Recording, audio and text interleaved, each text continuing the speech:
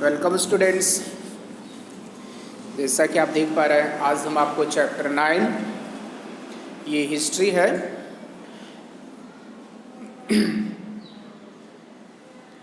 लोक प्रचलित आस्था और धर्म। इस चैप्टर में हम ये आपको बताएंगे कि लोगों में कुछ पुरानी आस्थाएं होती है, ठीक है, और उनके अपने धर्म होते हैं।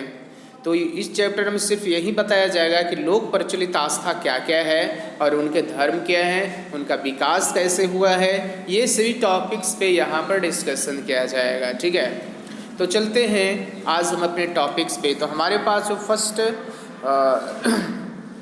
जैसे इस चैप्टर में बताया गया है कि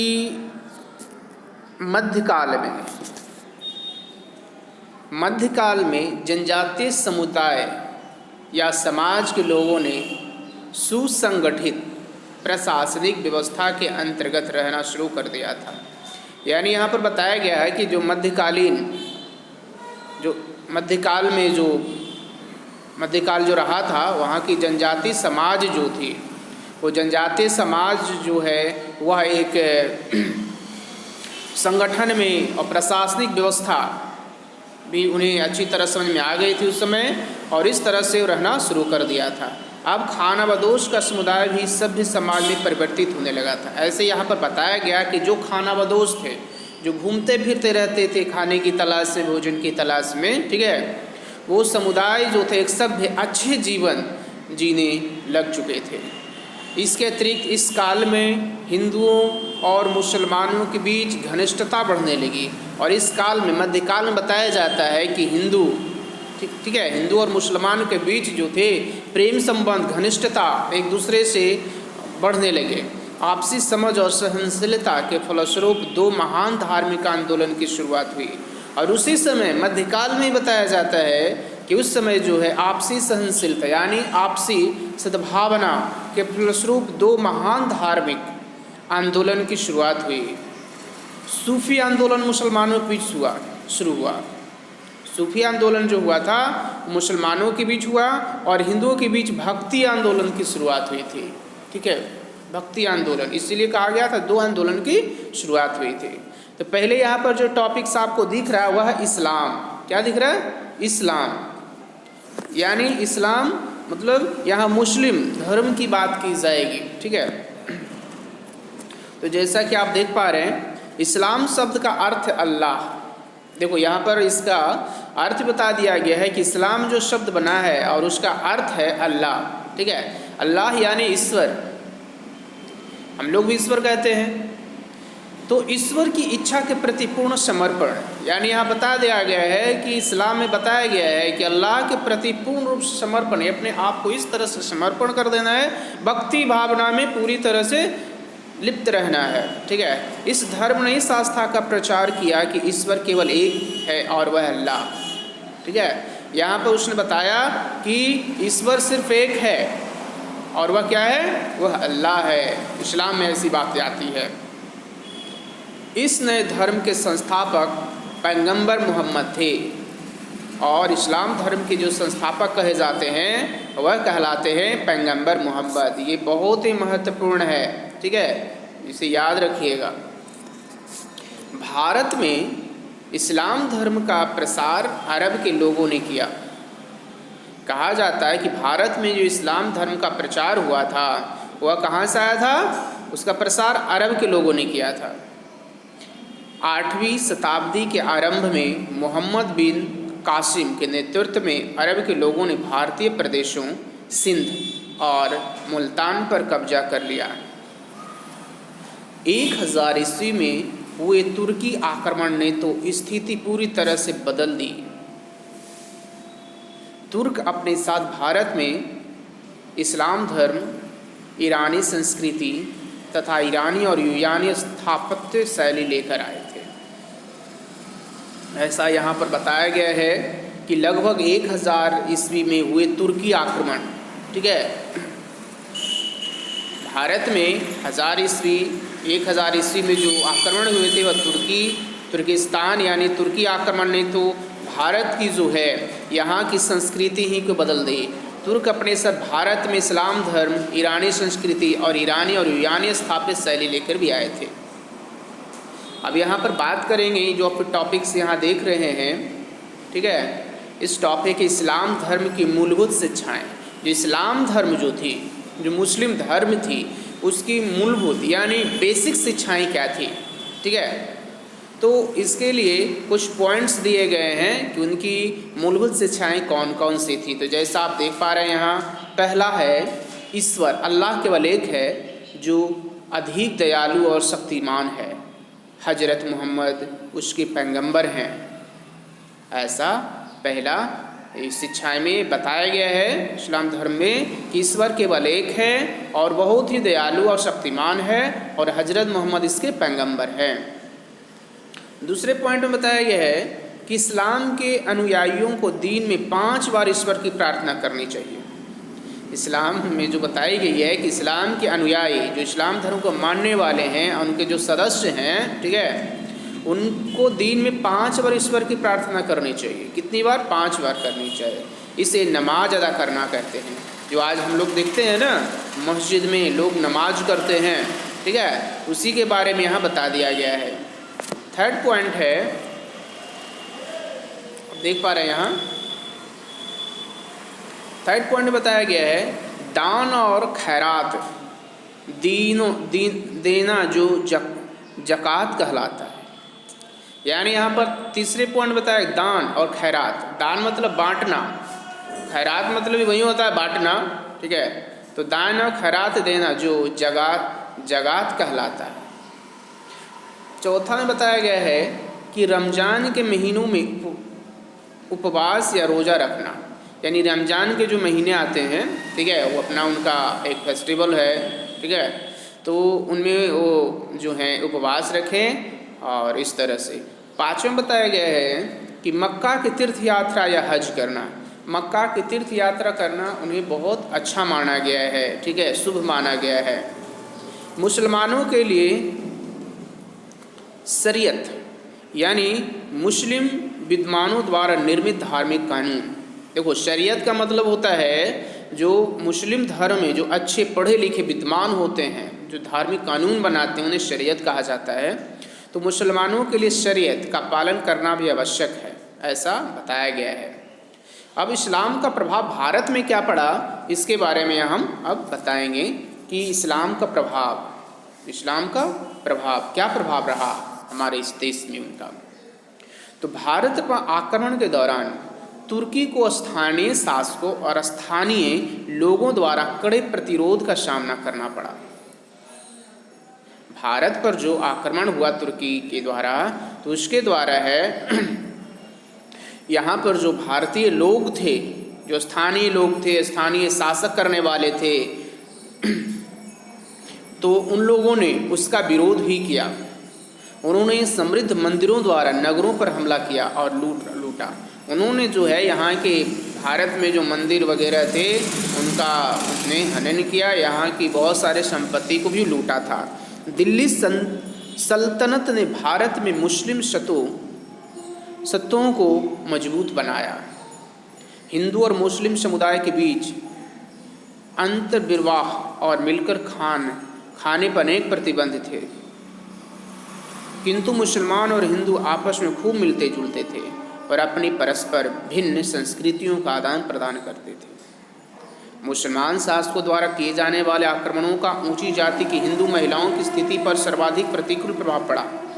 यानी कहा जाता है, बहुत ही महत्वपूर्ण चीज़ यहाँ पर बताया गया है कि मुसलमान शासक जो थे, ठीक है, वह भारत में आक्रमण किए और यहाँ के भारतीय जो ऊंच जाति के हिंदू महिला थे उन पर उसका प्रभाव बहुत ज़्यादा ही पड़ा। वे पर्दे में रहने के लिए विवश हो गई। यहाँ की जो महिलाएं थी, अच्छी उच्च कोटि के उच्च जाति के जो लोग थे, वह पर्दा में रहने लगे। यानी एक तरह से कहिए तो विवश हो गए थे वे। हिंदू समाज में पर्दा प्रथा के साथ ही बाल विवाह की प्रथा भी शुरू हो गई और वही स्थिति रही।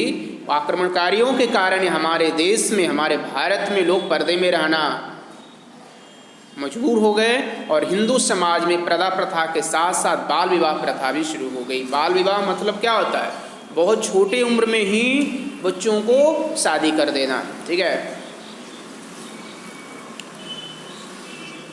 हिंदू के साथ फारसी और अरबी के शब्दों के मिलने से एक नई भाषा उर्दू विकसित हुई। जैसे यहाँ पर बताया गया है, बहुत ही महत्वपूर्ण है, जिसे याद रखिएगा।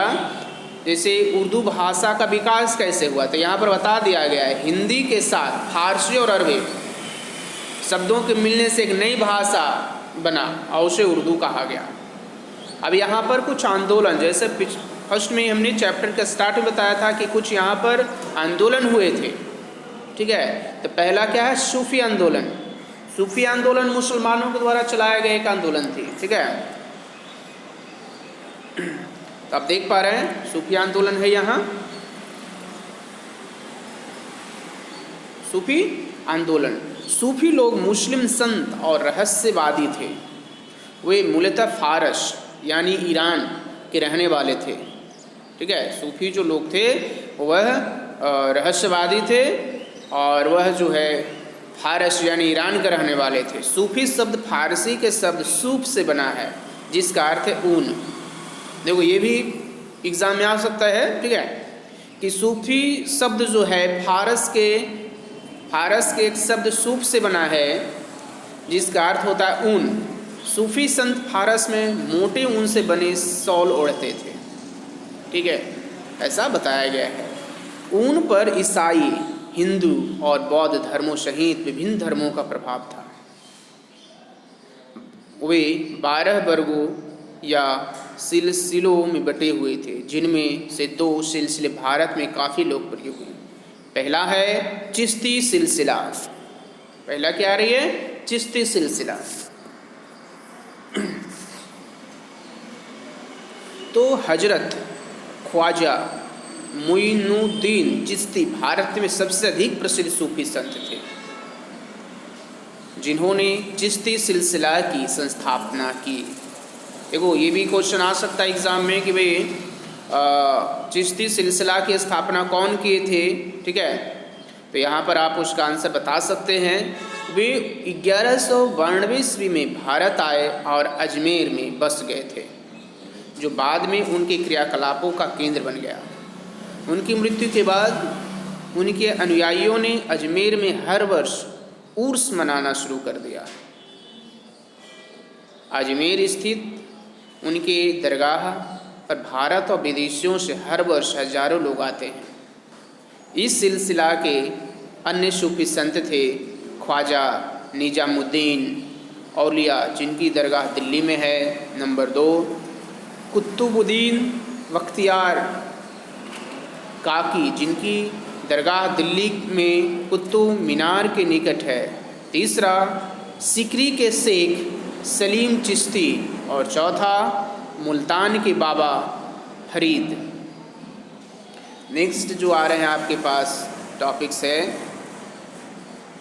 वह है सुहरावर्दी सिलसिला। ये भी मुस्लिम का ही है। मुल्तान के शेख जकारिया प्रसिद्ध रहस्यवादी शहाबुद्दीन मुहरवार्दी के शिष्य थे। उन्होंने सूफी संतों का जो सिलसिला शुरू किया वह मुहरावर्दी सिलसिला कहलाया। उन्हें मुस्लिम शासकों का संरक्षण हासिल था और वे आरामदेह जीवन व्यतीत करते थे। वह गरीबों में जीवन व्यतीत करने में विश्वास नहीं करते थे और सूफी मत के सिद्धांत और शिक्षाएं, जो सूफी मत ठीक है जो चलाया गया था, उनकी क्या सिद्धांत और शिक्षाएं थी, इस पे हम गौर करते हैं। तो हमारे पास कुछ पॉइंट्स इसके हैं जो एग्ज़ाम में आएंगे। ठीक है, पहला है ईश्वर एक है और सभी लोग उसकी संतान हैं। दूसरा बताया गया है कोई भी व्यक्ति प्रेम और भक्ति के माध्यम से ईश्वर तक पहुंच सकता है, न कि धार्मिक कर्मकांड द्वारा। तीसरा है भक्ति संगीत ईश्वर तक पहुंचने के लिए महत्वपूर्ण मार्ग है। चौथा है ईश्वर संबंधी ज्ञान मन की शुद्धता और आत्मसंयम से मिलता है। पांचवा है, सूफी लोग अपने गुरु को पीर कहते थे। व्यक्ति को पीर के उपदेश की अपने जीवन में उतारना चाहिए। छठा है, सूफी संत सभी मनुष्यों के बीच समानता और भाईचारों की भावना से विश्वास रखते थे। ऐसा यहाँ पर उनकी सूफी मत के सिद्धांत और शिक्षाएं थी। ठीक है, नेक्स्ट आप देख पा रहे हैं अकबर की धार्मिक नीति और उसका दीन इलाही धर्म। अकबर जो थे उनकी धार्मिक नीति क्या रही थी, और उनका एक जैसे लिखा उनका दीन इलाही धर्म भी चलाया गया था। ठीक है, तो इनके बारे में भी यहाँ पर देखेंगे। उससे पहले आप देख पा रहे हैं बुक में भी आप देखेंगे कि निज़ामुद्दीन औलिया की दरगाह यहाँ पर बुक में दिखाया गया है, उसका फिगर भी दिया हुआ है। ठीक है, तो चलते हैं अभी हम अकबर की धार्मिक नीति और उनका जो धर्म था दीन इलाही धर्म, उनके बारे में हम अभी बात करेंगे। ठीक है, तो जैसा इसमें लिखा हुआ है, अकबर सभी धर्मों के प्रति काफ़ी सहिष्णु था। अतः सभी धर्मों के लोग उसके प्रति निष्ठा और स्नेह रखते थे। अकबर ने हिंदुओं पर लगाए गए जजिया कर को समाप्त कर दिया। ऐसा कहा जाता है इसमें कि उस समय जो है मध्यकाल में जो है, ठीक है, हिंदू जो लोग थे उन पर कर लगाया गया था। उस कर का नाम था जजिया कर। ठीक है, तो अकबर ने उसे समाप्त कर दिया था। उसने सुलह ए कुल की नीति अपनाई, जिसका अर्थ है सर्वत्र शांति।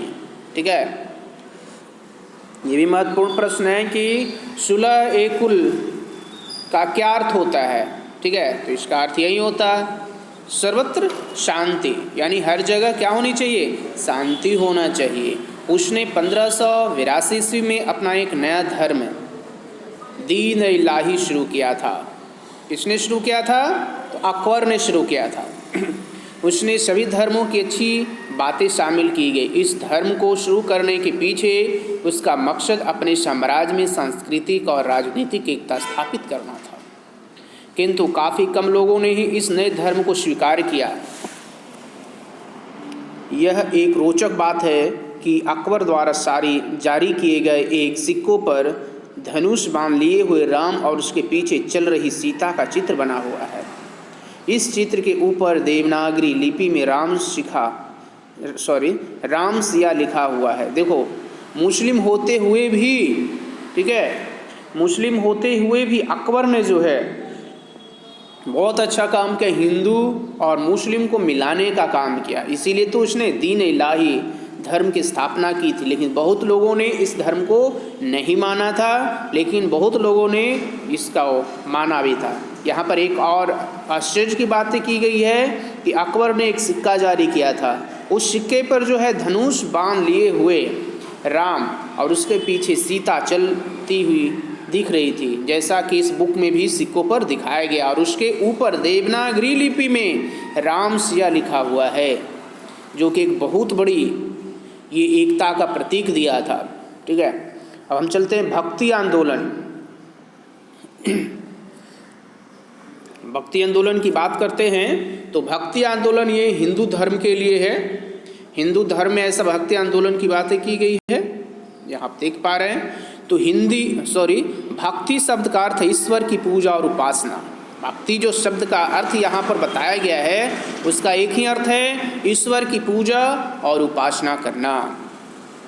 भक्ति आंदोलन 9वीं शताब्दी में दक्षिण भारत में उस समय शुरू हुआ जब महान संत शंकराचार्य ने हिंदू धर्म को पूर्ण जीवन प्रदान किया। ठीक है, दक्षिण भारत में भक्ति आंदोलन की अगुवाई रामानुजाचार्य और माधवाचार्य ने की।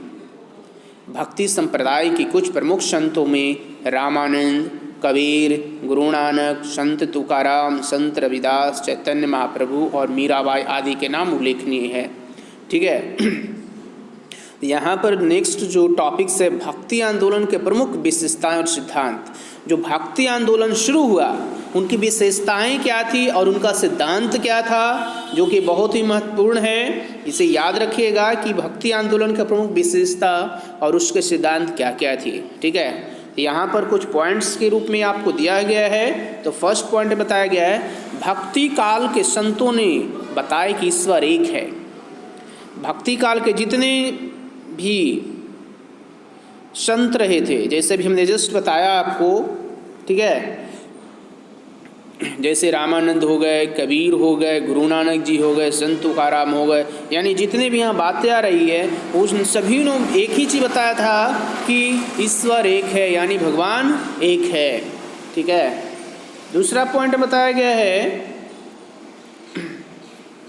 कि भक्ति मार्ग पर चलकर मोक्ष की प्राप्ति की जा सकती है, यानी भक्ति ही ऐसा एक मार्ग है जिसमें चल करके जो है मोक्ष यानी मुक्ति की प्राप्ति की जा सकती है। थर्ड है, ईश्वर के समक्ष सभी मनुष्य समान है, यानी भगवान के सामने जो है सभी मनुष्य एक समान है, न तो कोई बड़ा है और न ही कोई छोटा है। मनुष्य की गरिमा उसके कार्यों पर निर्भर करती है, न कि उसकी जाति पर। यहाँ ये भी बता दिया गया है कि मनुष्य की गरिमा जो होती है, ठीक है, वह उनके कार्य पर निर्भर करता है, न कि उसकी जाति पर। चाहे जाति कुछ भी हो, अगर वो अच्छे कार्य नहीं किए हैं, ठीक है, तो ठीक है। नेक्स्ट है, धार्मिक कर्मकांड, अनुष्ठान और रीति रिवाज बिल्कुल बेकार है, ऐसा उन्होंने कहा। भक्ति संतों ने कहा था कि जितने भी धार्मिक कर्मकांड है, अनुष्ठान है, ये रीति रिवाज बिल्कुल बेकार है। यदि मनुष्य केवल पूर्ण समर्पण और भक्ति भावना से परमेश्वर को शरण में जाए तो उसे मोक्ष की प्राप्ति हो जाएगी। ठीक है, यहाँ पर ये चीज़ें बहुत अच्छी बातें उन्होंने कही थी कि भाई सबसे बड़ा क्या है, मनुष्य का, एक मनुष्य का दूसरे मनुष्य का सेवा करना, यही सबसे बड़ा जो है धार्मिक कर्मकांड, अनुष्ठान जो भी कहा जाए, यही सबसे बड़ी बात होती है। और इस ये करके ही जो है मनुष्य जो है परमेश्वर को प्राप्त कर सकता है, यानी मोक्ष की प्राप्त कर सकता है। पाँचवा बताया गया है, हमें पथ प्रदर्शन हेतु एक गुरु की आवश्यकता होती है। पाँचवा बता दिया गया है कि हमें अपने पथ प्रदर्शन यानी सही रास्ते पर चलने हेतु हमें एक गुरु की ज़रूरत होती है, जो हमेशा हमें सही मार्गदर्शन कर सके, ऐसा यहाँ पर बताया गया है। ठीक है, पाँचवा बात करें, पाँचवा पॉइंट में, तो सूफी लोग अपने गुरु को पीर कहते थे।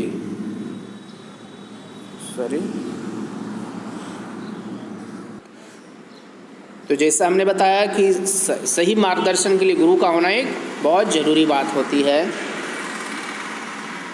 अब हम बात करेंगे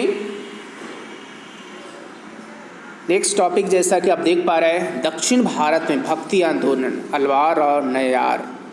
जो दक्षिण भारत में भक्ति आंदोलन चला था उसमें दो बातें आ रही है, अलवार और नैयार। अब देखते हैं ये क्या है।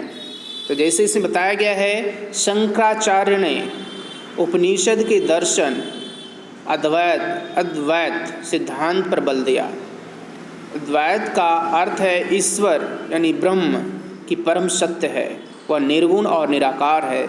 उनका कहना था शंकराचार्य का कि जो ईश्वर जो है वह ब्रह्म है और यही परम सत्य है, और वह निर्गुण और निराकार है, वह हर जगह है और हर चीज़ में वह बसता है। हमारे चारों ओर दिख रहा संसार एक नया माया या भ्रम मात्र है। यहाँ पर जैसे उन्होंने कहा था कि हमारे जो चारों तरफ जो दिखता है, ठीक है, वह एक भ्रम है, ये एक माया है। केवल इस परम सत्य को जानकर ही मोक्ष या जन्म मृत्यु के चक्र से छुटकारा प्राप्त किया जा सकता है। उनका कहना था कि जो हम लिए मोह और माया में फंसे रहते हैं, अगर ये छुटकारा मिल जाएगी तो वही सबसे बड़ा सत्य होगा और उससे हमें मोक्ष की प्राप्ति होगी। शंकराचार्य ने बाद में यह महसूस किया कि अद्वैत दर्शन से आम लोगों की आध्यात्मिक प्यास नहीं बुझाई जा सकती है। तब उन्होंने भक्ति पर बल दिया। वास्तव में दक्षिण भारत में भक्ति की शुरुआत पहले ही अलवारों यानी वैष्णव संतों ने और नैयारों यानी शैव संतों ने यहाँ पर दो बातें अब समझ में आ गई। अलवारों का मतलब होता है वैष्णव संत, और नैयारों का मतलब होता है शैव संत, यानी शिव भक्ति का आराधना करने वाले। तो द्वारा की जा चुकी थी। स्वयं शंकराचार्य ने भी विष्णु, शिव और देवी शक्ति के स्तुति में भक्तिमय गीतों की रचना की है। जैसे कि यहाँ पर बताया गया है कि शंकराचार्य ने भगवान विष्णु, शिव और देवी देवताओं की बहुत अच्छी भक्ति स्तुति की है। ठीक है। उसके बाद आता है अलवार और नैयार। 7वीं और 8वीं शताब्दी के दौरान दक्षिण भारत में वैष्णव संतों ने भक्ति मार्ग का खूब प्रचार प्रसार किया। वे लोग घुमक्कड़ साधु संत थे जो ईश्वर की प्रशंसा में सुंदर गीतों की रचना करके उन्हें गाते हुए चलते थे। शिव की उपासना करने वाले संत नैनार कहलाते थे। नैनार संतों ने भी 7वीं और 8वीं शताब्दी में भी भक्ति भावना का प्रचार किया। कुछ प्रमुख नैनार संतों में अकार, सुंदर मूर्ति और मणिका व सागर के नाम से उल्लेखनीय हैं। दक्षिण भारत के अनेक शिव मंदिरों में उनकी मूर्तियां देखी जा सकती है। उसके बाद आते हैं श्री रामानुजाचार्य। तो श्री रामानुजाचार्य का जन्म 1027 ईस्वी में पेरुबंदूर में हुआ था। वे वैष्णव संतों में काफ़ी प्रसिद्ध हुए। बाद में वे श्रीरंगम में स्थानीय रूप से बस गए। उन्होंने संपूर्ण दक्षिण भारत का भ्रमण किया और लोगों में भगवान विष्णु के प्रति भक्ति का प्रचार किया। उनका ऐसा मत था कि भक्ति मार्ग यानी ईश्वर के प्रति पूर्ण समर्पण का मार्ग है और हर व्यक्ति के लिए खुला है, चाहे वह ऊंची जाति का हो या नीची जाति का हो। उनके बाद आते हैं श्री माधवाचार्य। श्री माधवाचार्य का जन्म जो है 1199 ईस्वी में कर्नाटक राज्य में उदीपी के निकट स्थित एक गांव में हुआ था। बाद में वे संत हो गए तथा उन्होंने अपने जीवन के अनेक वर्ष पूजा और चिंतन में व्यतीत किए। उन्होंने उदीपी में भगवान कृष्ण के एक मंदिर की स्थापना की। वे ईश्वर की कृपा से मोक्ष प्राप्त करने में विश्वास करते थे। ऐसे श्री माधवाचार्य जी की बातें बताई गई है। ठीक है। उसके बाद आते हैं बसव का वीरशैववाद। कर्नाटक में वसवन्ना यानी वशव द्वारा वीरशैव आंदोलन शुरू किया गया। वह 12वीं शताब्दी के मध्य में कर्नाटक के एक जैन धर्मावलंबी शासक के मंत्री थे। वीरशैव संप्रदाय की प्रमुख विशेषताएं निम्नलिखित थी। क्या उनकी विशेषताएं थी? तो पहला, सभी मनुष्य समान है। नंबर 2, जाति व्यवस्था का विरोध। तीसरा, समाज में सुधार लाने की लालसा। वीरशैवों ने नारी को कठोर सामाजिक प्रतिबंधों से मुक्त कराने के प्रति किए गए। वशव ने उस युग में एक ब्राह्मण की पुत्री और एक तथाकथित अछूत के पुत्री के बीच विवाह करवाया। वह एक भक्त भी थे और समाज सुधारक भी थे, ऐसा कहा गया है। ठीक है। तो नेक्स्ट टॉपिक जो है आगे हम बताएंगे। बाकी आज हमने जितने बताया उसको अच्छी तरह से पढ़ेंगे और वीडियो को अच्छी तरह से देखेंगे। ठीक है। Thank you.